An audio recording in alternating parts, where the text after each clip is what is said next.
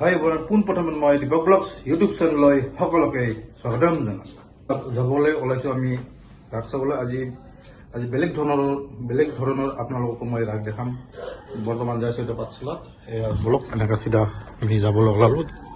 Already খোলাই আছে, direct blog এয়া পাঠশালাৰ ৰাস চাবলৈ ব্লগ মোৰ লগে লগে পাঠশালাৰ ৰাসত। আৰু ইয়াৰে গেটখন দেখা দিয়া চাওক, এখন গেটখন ইমান ধুনীয়া সজাই পৰাই লৈছে।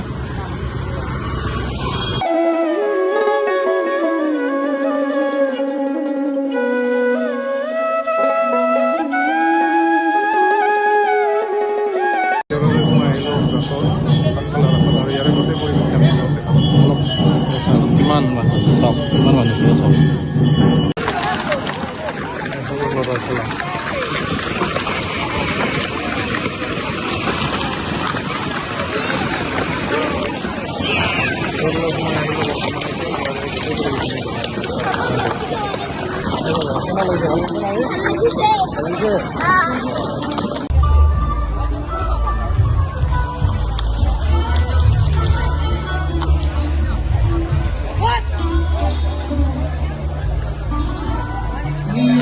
চাই লওক, আমাৰ অতি মৰমৰ জুবিনদাৰ ফটো এনেকৈ বনাই লৈছে। চাওক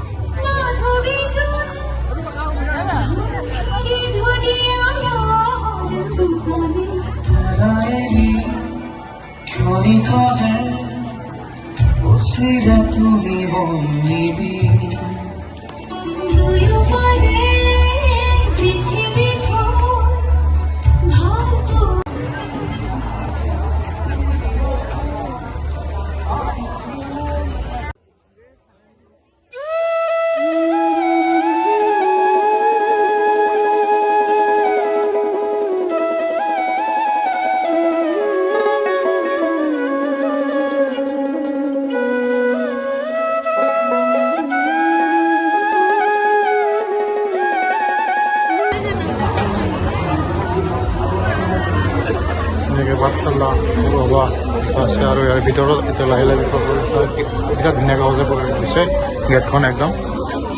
আচ্ছা,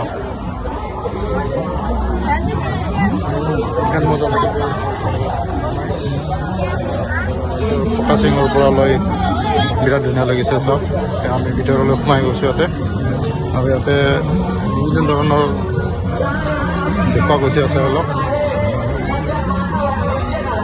দেখা দি আছে চব।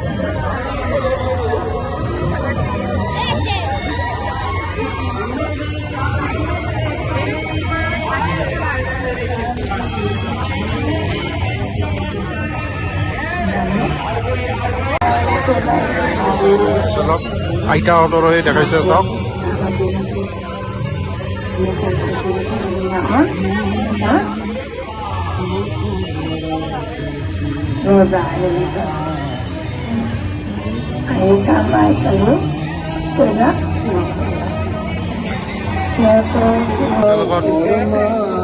ভূপেন হাজৰিকা গান গাই থকা দেখাইছে। আমাৰ অতি মৰমৰ জুবিনদাৰৰ ফটো দিয়া দেখিছে চব।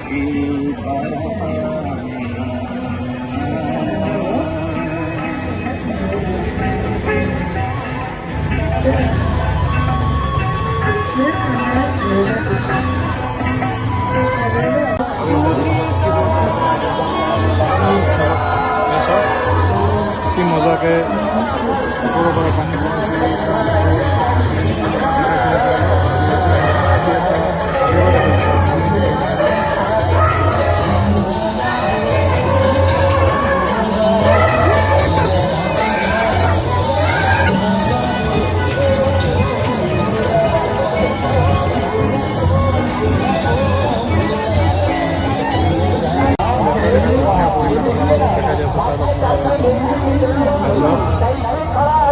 কি মজা লাগিছে একদম। এতিয়া কৃষ্ণ লীলাটো গোটেই দেখাই দি আছে ইয়াতে। চব ওপৰত এয়া চব কি মজা লাগিছে চব।